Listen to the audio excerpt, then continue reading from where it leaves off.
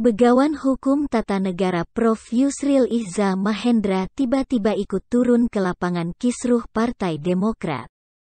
Yusril yang pernah menjabat sebagai Menteri Hukum dan HAM di era Presiden SBY ini diangkat oleh lawan-lawan AHY menjadi kuasa hukum. Tugas Yusril adalah melakukan judicial review ADART Partai Demokrat ke Mahkamah Agung. Langkah Yusril ini dianggap bersejarah karena ini pertama kalinya ADART partai diajukan judicial review ke MA. Apakah nanti Yusril akan menang atau kalah? Lihat saja.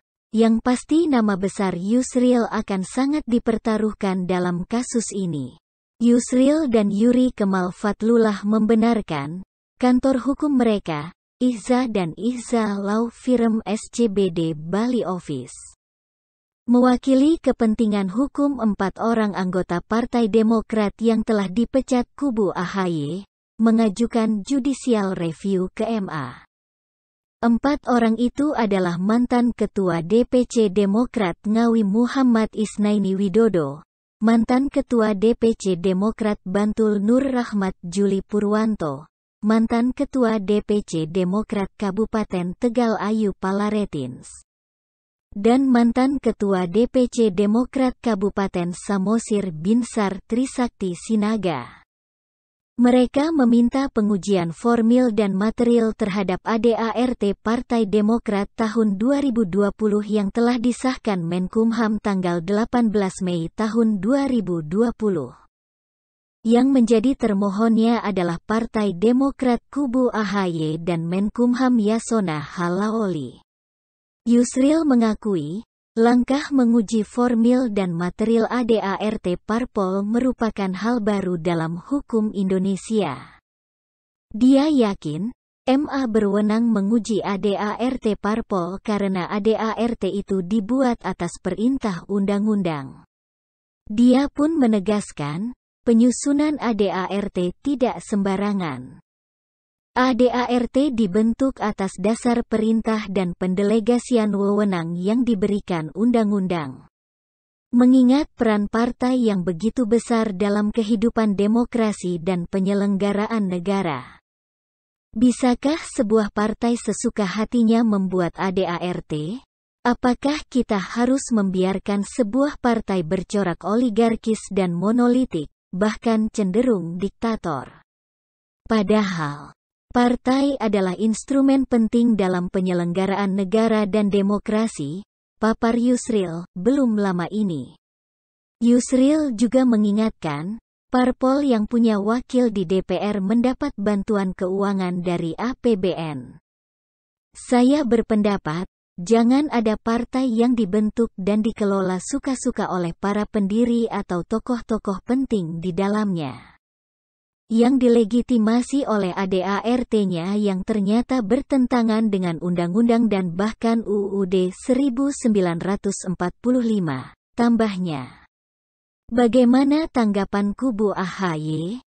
Kepala Badan Komunikasi Strategis DPP Partai Demokrat Herzaki Mahendra Putra menganggap hal tersebut sebagai akal-akalan kubu Muldoko untuk memperpanjang napas setelah rentetan gugatan mereka kalah di pengadilan.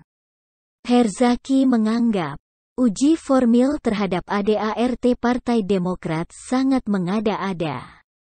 Kata dia, jika niatnya untuk perbaikan kualitas, seharusnya yang diuji ADART seluruh parpol, termasuk PBB yang diketuai Yusril, bukan hanya Partai Demokrat. Judicial review ADART Parpol bukan hanya jarang, tapi tidak pernah terdengar. Semua ahli hukum yang punya akal sehat, tahu batasannya. Bagi kami, ini hanya akal-akalan dari Muldoko untuk mendapat perhatian publik, tudingnya. Dia pun menegaskan, kehadiran Yusril itu tak membuat pihaknya gentar. Herzaki memastikan, rekan-rekannya justru makin solid dan bersemangat. Yusril akan kami hadapi karena judicial review yang dimaksud Yusril hanya mau mengubah beberapa pasal ADART di Kongres. Kami berkeyakinan, Judicial Review Yusril nanti akan ditolak majelis hakim. Kepemimpinan AHY akan tetap sah, tegasnya. Bagaimana pandangan ahli hukum? Apakah bisa ADART di Judicial Review ke MA?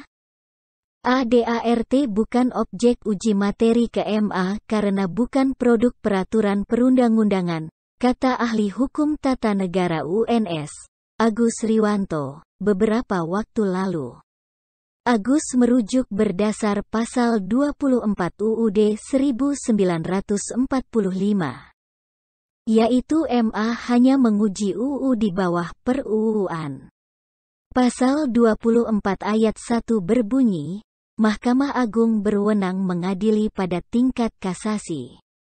Menguji peraturan perundang-undangan di bawah undang-undang terhadap undang-undang, dan mempunyai wewenang lainnya yang diberikan oleh undang-undang. Tidak lazim melakukan judicial review ADART ke MA, tegas Agus.